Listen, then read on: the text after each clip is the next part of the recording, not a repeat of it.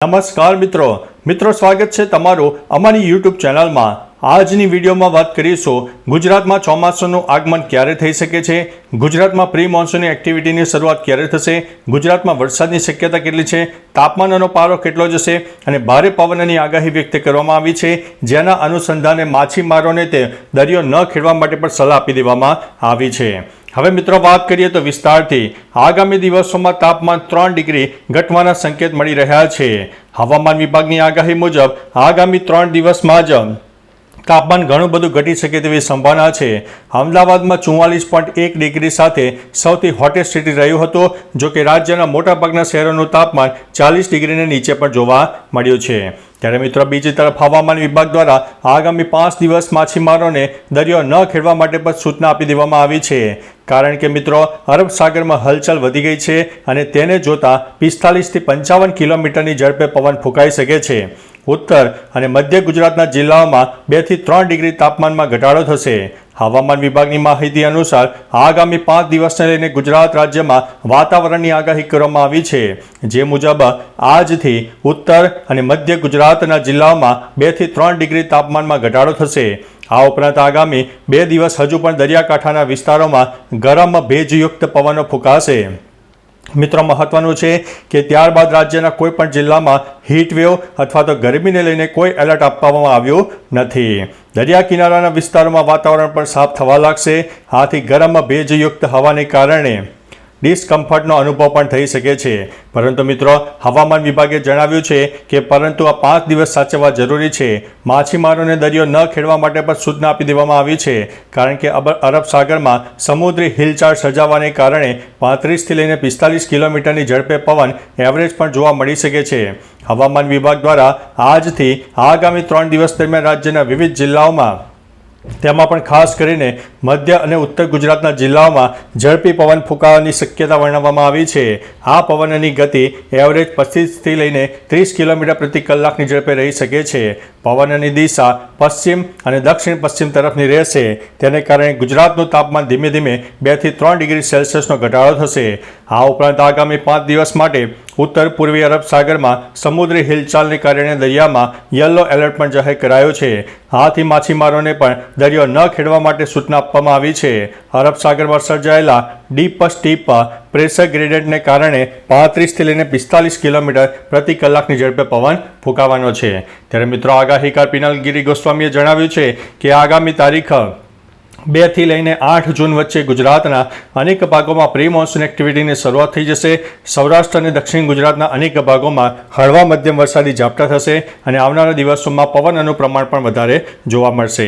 ત્યારે મિત્રો બીજી તરફ આજે 29 મે છે, તો આજે ગુજરાતમાં ગરમીમાં આંશિક રાહત મળશે, પરંતુ રાજસ્થાન અને મધ્યપ્રદેશના અનેક ભાગોમાં હજુ પણ 46 ડિગ્રી કરતાં વધારે તાપમાન જોવા મળી શકે છે। ગુજરાતમાં આગામી 24 થી 48 કલાકમાં તાપમાન ઘણું બધું નીચે જાય, જે જગ્યાએ 44-45 ડિગ્રી તાપમાન હતું તે જગ્યાએ 41-42-43 ડિગ્રી સુધી મહત્તમ તાપમાન થાય તેવી શક્યતા છે અને પવનને કારણે આપણને આંશિક ગરમીથી રાહત મળશે। ત્યારબાદ મિત્રો તારીખ 31 મેની આસપાસ તો ગુજરાતના અનેક ભાગોમાં તાપમાન 40 ડિગ્રીને પણ પાર નીચે જતું રહે તેવી શક્યતા છે, કારણ કે આવનારા દિવસોમાં મહારાષ્ટ્રથી લઈને કેરળ સુધી વરસાદની ટફ રેખા સર્જાશે। અરબી સમુદ્રમાં પણ એક સિસ્ટમ સર્જાવાની છે, જેની અસરના ભાગરૂપે થઈને પ્રી મોન્સૂન એક્ટિવિટી ગુજરાતમાં પણ જોવા મળનારી છે। હવે મિત્રો હવામાન વિભાગે તારીખ સાથે દરેક રાજ્યમાં ક્યારે ચોમાસાનું આગમન થશે તેની પણ માહિતી આપી દીધી છે। ગુજરાતમાં પણ ચોમાસાની તેમણે આગાહી વ્યક્ત કરી છે અને એક અનુમાન પણ લગાવવામાં આવી રહ્યું છે। મિત્રો ચોમાસાના વિસ્તારથી વાત કરીએ તો આખા દેશમાં જે રીતે ગરમીનો કહેર વર્તાઈ રહ્યો છે તે જોતા દેશભરમાં હવે ચોમાસાની આતુરતાથી રાહ જોવાઈ રહી છે। મિત્રો મહત્વનું છે કે હવે ગરમીને સહન કરવી મુશ્કેલી બની રહી છે। હવે એકમાત્ર વરસાદ જ ગરમીથી મુક્તિ અપાવી શકે છે। દેશના અંદમાન અને નિકોબાર ટાપુ પર તો સમય પહેલાં ચોમાસાનું આગમન થઈ ગયું છે, ત્યારે દેશમાં સમય પહેલાં ચોમાસાની આગાહી કરાઈ છે। આ વચ્ચે કયા રાજ્યમાં ક્યારે ચોમાસાનો પહેલો વરસાદ આવશે તેનું લિસ્ટ પણ આવી ગયું છે।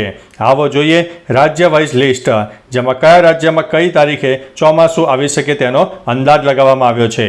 સમગ્ર દેશ હાલ તો મિત્રો ગરમીનો સહન મારો કરી રહ્યું છે, ત્યારે હવે ચોમાસાની આતુરતાનો જલ્દીથી અંત આવશે અંદમાન અને નિકોબાર ટાપુ પર 19થી 21 મે વચ્ચે ચોમાસાની એન્ટ્રી થઈ ગઈ છે, ત્યારે હવે તમને તમારા રાજ્યમાં વરસાદની તાલાવેલી ચોક્કસથી જાગી હશે. હવામાન વિભાગની માહિતી અનુસાર 1 જૂન સુધી દેશના કેરળ, પોંડિચેરી અને તમિલનાડુ રાજ્યમાં ચોમાસાની એન્ટ્રી થઈ જશે, જે સામાન્ય તારીખ બતાવવામાં આવી છે. આ ઉપરાંત કર્ણાટક, ગોવા, આસામ, ત્રિપુરા, આંધ્રપ્રદેશમાં કેટલાક ભાગોમાં 5 જૂન સુધી વરસાદ આવી શકે છે. હવામાન વિભાગના અપડેટ અનુસાર તેલંગાણા, સિક્કિમ અને મહારાષ્ટ્રમાં સામાન્ય રીતે 10 જૂન સુધી ચોમાસાનું આગમન થઈ જાય છે. આ ઉપરાંત 15 જૂન સુધી ઝારખંડ, છત્તીસગઢ, બિહાર, ઓરિસ્સા, ગુજરાત, મધ્યપ્રદેશ સુધી વરસાદ પહોંચવાની શક્યતા જણાવાઈ છે. હવે મિત્રો, રાજ્યોના નામ અંદાજિત તારીખ પ્રમાણે જણાવી દઈએ તો 1 જૂનની આસપાસ કેરળ, પોંડિચેરી અને તમિલનાડુમાં ચોમાસું પહોંચી શકે છે. 5 જૂન સુધીમાં કર્ણાટક, ગોવા, આસામ, ત્રિપુરા અને આંધ્રપ્રદેશમાં. 10 જૂન સુધીમાં તેલંગાણા, સિક્કિમ, મહારાષ્ટ્ર. 15 જૂન સુધીમાં ઝારખંડ, છત્તીસગઢ, બિહાર, ઓડિશા, ગુજરાત અને મધ્યપ્રદેશમાં. 20 જૂન સુધીમાં ઉત્તર પ્રદેશ, હિમાચલ પ્રદેશ, લદ્દાખ, ઉત્તરાખંડ. અને 30 જૂન સુધીમાં દિલ્હી, હરિયાણા, પંજાબ અને રાજસ્થાનમાં આવી શકે છે. આ પછી ચોમાસું આગળ વધીને ઉત્તર પ્રદેશ, હિમાચલ પ્રદેશ, લદ્દાખ, ઉત્તરાખંડ, મધ્યપ્રદેશના બાકીના ભાગો અને ગુજરાતના બાકીના ભાગોમાં 20 જૂન સુધીમાં પ્રવેશ કરી શકે છે. આ સમયગાળા દરમિયાન 25 જૂન સુધી લદ્દાખ અને હિમાચલ પ્રદેશના બાકીના ભાગોમાં પણ ચોમાસાની એન્ટ્રી થઈ શકે છે. ત્યારે મિત્રો, બીજી તરફ હવામાન નિષ્ણાત અંબાલાલ પટેલે જણાવ્યું છે કે પ્રી મોન્સૂન એક્ટિવિટીની આગાહી પણ તેમણે કરી દીધી છે. હવે જૂનના પહેલા સપ્તાહથી જ તેની શરૂઆત થઈ જશે. અંબાલાલ પટેલે જણાવ્યું છે કે જૂનના પહેલા સપ્તાહમાં દક્ષિણ ગુજરાતમાં વલસાડ, ડાંગ સહિતના વિસ્તારમાં પ્રી મોન્સૂન એક્ટિવિટી દેખાઈ શકે છે. મધ્ય ગુજરાતના ભાગોમાં પણ વરસાદ થઈ શકે છે, જેમાં આણંદ, વડોદરા, નડિયાદ સહિતના વિસ્તારમાં વરસાદ આવી શકે છે. ધંધુકા, ભાવનગર, દક્ષિણ સૌરાષ્ટ્રના ભાગોમાં વરસાદ આવી શકે છે. અમદાવાદ, ગાંધીનગરમાં પણ પ્રી મોન્સૂન એક્ટિવિટીની અસર થઈ શકે છે. તો પંચમહાલના ભાગો તથા સાબરકાંઠાના ભાગોમાં પ્રી મોન્સૂન એક્ટિવિટી હેઠળ વરસાદ થવાની પણ સંભાવના વ્યક્ત કરવામાં આવી છે. ત્યારે બીજી તરફ 4 જૂન સુધીમાં આખા ગુજરાતમાં વરસાદ થઈ શકે છે. અંબાલાલ પટેલે જણાવ્યું છે કે આંધી વંટોળ સાથે રાજ્યમાં વરસાદ આવી શકે છે. 4 જૂન સુધીમાં સમગ્ર રાજ્યમાં વરસાદનું પ્રમાણ જોવા મળી શકે છે. રોહિણી નક્ષત્રમાં પાછલા ભાગોમાં વરસાદ થવાથી ચોમાસું સારું રહેશે. સવા મહિના પછી સારો વરસાદ રાજ્યમાં આવી જશે. તો ચાલો મિત્રો, ફરીથી હવામાનની લેટેસ્ટ માહિતી લઈને મળતા રહીશું. ત્યાં સુધી અમને રજા આપશો. નમસ્તે.